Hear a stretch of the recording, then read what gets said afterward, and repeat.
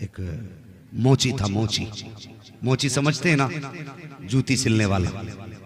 मैंने कहा था इश्क तो किसी के भी दिल में उतर सकता है। मोची था तो उसे बड़ा इश्क था हुजूर से। बगदाद की जमीन का रहने वाला था। उसने रोज एक एक आना बचाया का जिस दिन सफर के खर्च का इंतजाम हो जाएगा उसी दिन मदीना शरीफ को रवाना हो जाऊंगा। बरसों की मेहनतों के बाद उसके पास कुछ पैसे इकट्ठा हुए जिससे सवारी खरीदी, ज़ादे राह का इंतजाम किया, कुछ पैसे थे। और फिर जब हज का इरादा किया, कितने अच्छे लोग थे, आलिमों से मशवरा लेते थे। आज तो मौलवी मशवरा दे तो कहता चुप रहो, तुम्हें पता क्या दुनिया में हो क्या रहा। ये कह के मौलवियों को चुप करा दिया जाता है, तुम्हें क्या पता दुनिया में क्या हो रहा है। खुदा की कसम जितना ये जानते हैं इतना साइंसदान भी नहीं जानते। हाँ, ये मुस्तफा के वारिस हैं, ये मुस्तफा के वारिस हैं। तो हज जाने लगा, उसने लोगों को दावत के तौर पे बुलाया। होता ना जब कोई बंदा हज के लिए जाता है तो दोस्तों अहबाब की दावत करता, उसने भी दावत की। एक आलिम साहब आए दावत के लिए, खाना खाने के लिए बैठे। हज करने जा रहे हो? कहा हाँ। कहा थोड़ा सा एक काम करो। कहा क्या? कि कल जाते जाते ना लोगों से माफी मांग जाना। अगर किसी का दिल टूटा होगा तो हुजूर नाराज हो जाएंगे। कभी हमें ख्याल आया हम हज को जा रहे हैं, माँ की खैरियत पूछी कि नहीं पूछी? बंदा उम्रे के चक्कर पे चक्कर लगा रहा है, माँ को 10 रुपए की दवा दिलाने की तौफीक नहीं। तुम्हें क्या लगता हुजूर ऐसे उम्रे को कबूल करेंगे? मुझे बताओ तो सही। आज बेटा माँ के 10 रुपए की दवा दिलाते वक्त माथे पे कितनी लकीरें डाल के कहता कितने खर्चे उठाऊं मैं। हर साल उम्रे को जाने वाले, माँ बाप को दवा ना दिलाने वाले, सच बता तू उम्रा करने क्यों गया था? सिर्फ इसलिए ताकि दुनिया तुझे कहे ये वो है जिसका महीना मदीने में गुजरता है। दुनिया के नामो नमूद के लिए, दुनिया में तू अपनी वाह हासिल करने के लिए। ओ भाई किसी का दिल दुखा के ना जा, दिल दुखा के ना जा। वो कहने लगे सुन कहां जा रहा है? कहा हज के लिए। कहा सुबह सबसे पहले माफी मांग लेना, कहीं किसी को अनजाने में तुझसे तकलीफ ना पहुंची। सुबह उठा, सबके दरवाजे पे गया, शहर के बाहर माफी मांगते मांगते एक दरवाजे पे पहुंच गया। खटखटाया, कौन? कहने लगा मैं। अपना नाम बताया उसने। किस लिए आए हो? का मदीना शरीफ जा रहा था, बस माफी मांगने आया हूं, कोई खता हो गई हो तो माफ कर देना। अंदर से खातून की आवाज आई, हमारे घर में कोई मर्द नहीं है। तो ये सुन के आप कहने लगे क्या हुआ मर्दों को? तो उसने कहा ये ना पूछ, तेरे सवाल का जवाब मिल गया, चला जा। वो वापस पलटा ना तो उसे गोश्त की खुशबू आई। वापस आया, कहने लगा थोड़ा सा गोश्त मिलेगा? अल्लाह अकबर, थोड़ा सा गोश्त मिलेगा? खातून की अंदर से आवाज आई, ओ जाने वाले ये गोश्त तेरे लिए हराम है, हमारे लिए हलाल है। तेरे लिए हराम है, मेरे लिए हलाल है। अल्लाह अकबर। बस वहीं उस हाजी का दिमाग रुक गया। कहने लगा कलमा हुजूर का पढ़ती हो? कहा हाँ। मुसलमान हो? हाँ। कहा फिर जब शरीयत एक है तो फिर हुक्म एक क्यों नहीं? उसने कहा ये ना पूछ, वापस चला जा। उसने कहा बताओ तो सही आखिर इसमें क्या राज है? खातून कहने लगी सुन, ये जो गोश्त बन रहा है ना ये मुर्दा जानवर का गोश्त है, और शरीयत में किसी को बिला उज्र के मुर्दार को खाना हराम है, लेकिन अगर जान पे बनाई हो तो फिर मुर्दार खाने की शरीयत इजाजत देती है। इतना खाने की इजाजत है जिससे जान बच जाए। वो आने वाले मुसाफिर, मेरी घर के अंदर बेटियां जवान है, घर में कोई कमाने वाला मर्द नहीं है, कई दिन का फाका हो गया। बेटियों की जब हालत ऐसी हुई मुझे लगा कि इंतकाल कर जाएंगी, तो मैं घर से बाहर रिस्क की तलाश में निकली। हाथ फैलाने की हिम्मत न हुई। अल्लाह अकबर का जब कुछ हिम्मत न हुई मैंने एक जानवर मरा हुआ देखा, उसका गोश्त लेकर के आ गई ताकि खिला करके बच्चियों की जान बचा सकूं। अल्लाह अकबर, इतना सुना है, उस आने वाले ने इतना सुना, आंख में आंसू आ गए। अल्लाह अकबर, जब वापस जाने लगा अंदर से खातून की आवाज आई, का जब मदीने पहुंचे तो हमारे नाना से जाके सलाम कह देना। जब लफ्ज़ नाना सुना है, पैर रुक गए जाने वाले के, उसने इरादा तर्क किया जाने का, अपने घर आया, आंख में आंसू भरे, जितना ज्यादा राह था सारा बेच दिया, जो सवारी थी वो भी बेच दी, सारा पैसा लेकर के सुबह की सैयदों की चौखट पे आया और आने के बाद दस्तक दी, दरवाजा खुला, चुपके से हाथ बढ़ाया, कहता सैयदा ये तोहफा कबूल कर लो। का ये क्या है? का जो हज को जा रहा था वो पैसा लेकर के आ गया हूँ। सैयदा ने कहा था क्या हज को नहीं जाएगा? उसने रो के कहा था सैयदा अगर आपको रोता हुआ छोड़ करके मुस्तफा के मदीने गया और जाके सलाम कर दिया और आका ने ये कह दिया कि मेरी बेटी को रोता हुआ छोड़ के आया है, मुझे तेरे सलाम की जरूरत लगी है, तो फिर मुंह कहां लेके जाऊंगा? का जिंदगी रहेगी तो हाजिरी फिर हो जाएगी, तोहफा कबूल कर ले। अगर तोहफा कबूल हो गया है तो दुनिया भी कामयाब हो जाएगी, आखिरत भी कामयाब हो जाएगी। अल्लाह अकबर। और किसी का दिल दुखा के न जा, किसी को सता के न जा, किसी को तड़पा के न जा, तौफीक दे तो अपनी माफी मांग के जा। अल्लाह अकबर, ये कह के वापस आ गया।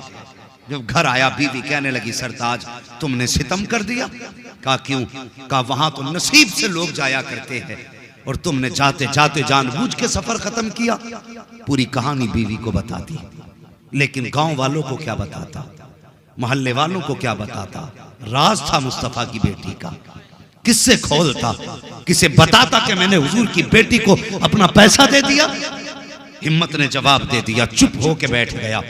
बच्चे घर से निकलते लोग कहते तेरा बाप बड़ा कमीना है, वहां जाने के लिए लोग तरसते, इसने जाते जाते अपना सफर खत्म कर दिया। मोहल्ले में लोग ताने देने लगे, इसने मारे गैरत के दरवाजा बंद कर लिया। हाँ, जब तक लोग हज करके वापस आते इसने दरवाजा ही नहीं खोला। उसी साल हज करने के लिए ख्वाजा कुतुबुद्दीन बख्तियार काकी रहमतुल्लाह तआला अलैह गए हुए थे।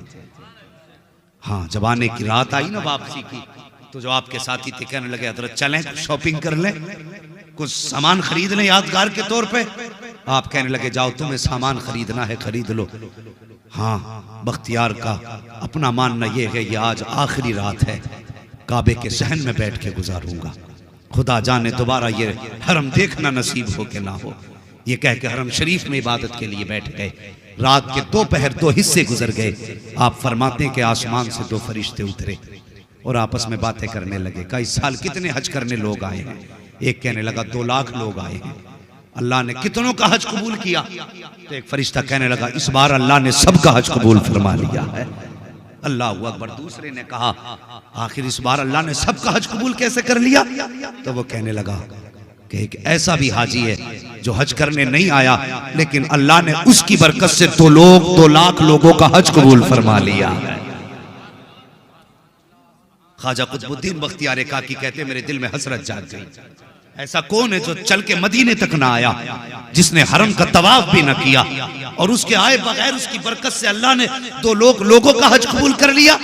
उठे फरिश्तों के पास गए, उसका पता बताओ कि कहाँ रहता है? फरिश्तों ने बताया बगदाद की जाकर के शहर के करीब फला बस्ती में रहता है। अल्लाह अकबर। लोग कहने लगे चलें घर।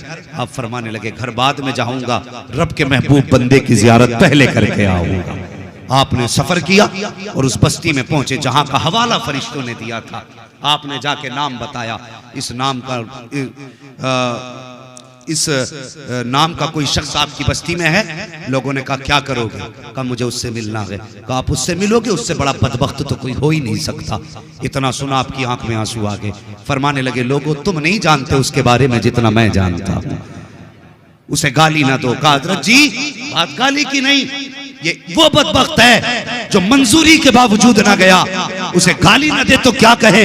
फरमाते तुम क्या समझते हो, मुझे उसके घर का पता बताओ। ख्वाजा कुतुबुद्दीन बख्तियार काकी उसके घर का पता पूछ के दरवाजे पे गए। दरवाजा बजाया, अंदर से आवाज आई। कौन? कहा दरवाजा खोलो, तुमसे मिलने आया हूँ। रोने की अंदर से आवाज आई। उस जाने वाले हाजी ने कहा था कि मोहतरम दरवाजा नहीं खोल सकता, अगर दरवाजा खोलूंगा बस्ती वाले ताने देते हैं, मेरे बच्चों को गांव वाले गाली देते हैं, मुझे मेरे हाल पे छोड़ दीजिए, बताइए बात क्या है। आने वाले ने कहा मुझे नहीं जानते हो, मुझे ख्वाजा कुतुबुद्दीन बख्तियार काकी कहा जाता है, तुमसे मिलने की गरज से हरम शरीफ से तुम्हारे घर आया हूँ। इतना सुनना था। उसने कहा हजरत बस आपको आने की इजाजत है, कोई और अंदर ना आए। आपने कहा वादा करता हूँ अकेला आऊंगा, कोई और नहीं आएगा।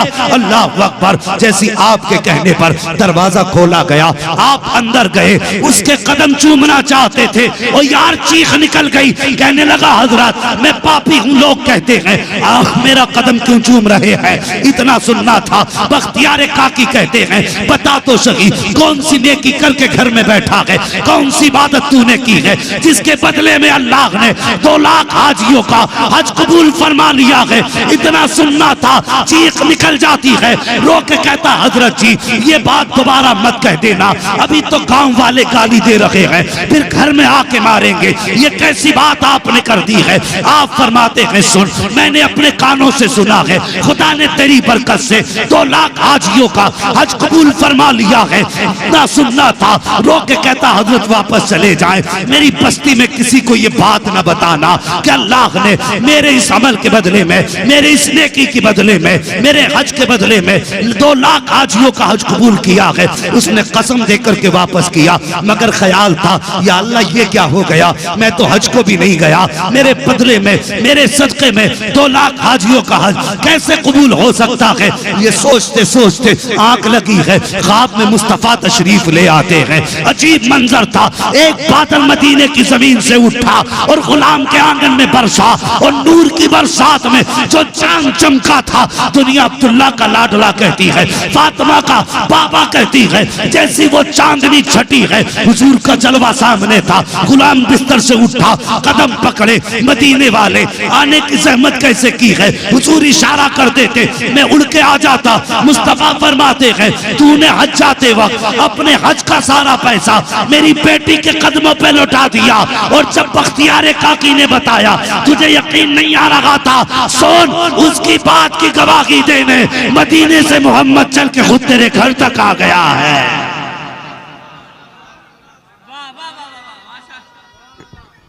अल्लाहु अकबर, या रसूल अल्लाह, जिंदाबाद जिंदाबाद, या रसूल या रसूल। ताजु शरिया ताजु शरिया ताजु शरिया ताजु शरिया शरिया ताजु शरिया ताजु शरिया ताजु शरिया।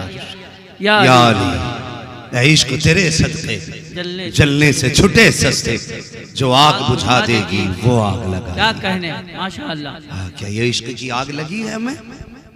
और कभी हम उठ के रोए तो कभी बिजनेस के लॉस पे रोए, कभी हम रोए तो किसी नुकसान पे रोए, कभी हम रोए तो फसल की बर्बादी पे, कभी हम रोए तो अपनी खेती के नुकसान पे रोए। और यार कभी उठ के मदीना शरीफ की याद में रो लिया कर, कभी हुजूर के मदीने की याद में रोया कर।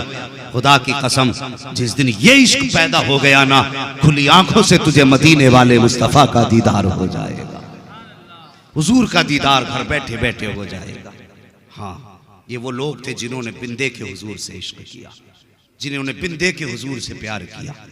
अगर ऐसे आशिकों की कहानी बताऊं तो रात छोटी पड़ सकती है, लेकिन बातें मुकम्मल नहीं हो सकती। हाँ, जिंदगी खत्म हुई और कलम सूख गए, तेरे औसाफ का एक बाप भी पूरा ना हुआ। इश्क करो हुजूर से जवानों, हुजूर मुजाहिद मिल्लत का यही पैगाम अपने दिल में रखो। हाँ, इश्क करो। कुछ बस्तियां ऐसी होती हैं जिनमें जाओ तो इश्क की महक खुद ब खुद आने लगती है। हाँ, कभी धामनगर शरीफ जाओ तो ऐसा लगता है जैसे इश्क का लोबान सुलग रहा है। अल्लाह किस्मत साथ दे दे तो इमाम अहमद रजा की तुरबत अनवर पे जाओ, अजीब ही खुशबू निकलती है आपके मज़ारे पुरअनवार से। हाँ, ये आशिकों के ठिकाने हैं, ये आशिकों के ठिकाने हैं जिन पे मुस्तफ़ा ने खास करम फरमाया है। और कभी मुरादाबाद आना हो जाए, हुजूर सदरुल्लाह फाजिल की चौखट पे आ जाओ, आके देखो उनकी चौखटों पे। वाह वाह खुदा की कसम, माशाअल्लाह। ये वो बारगाहें हैं जहां पे जाहिर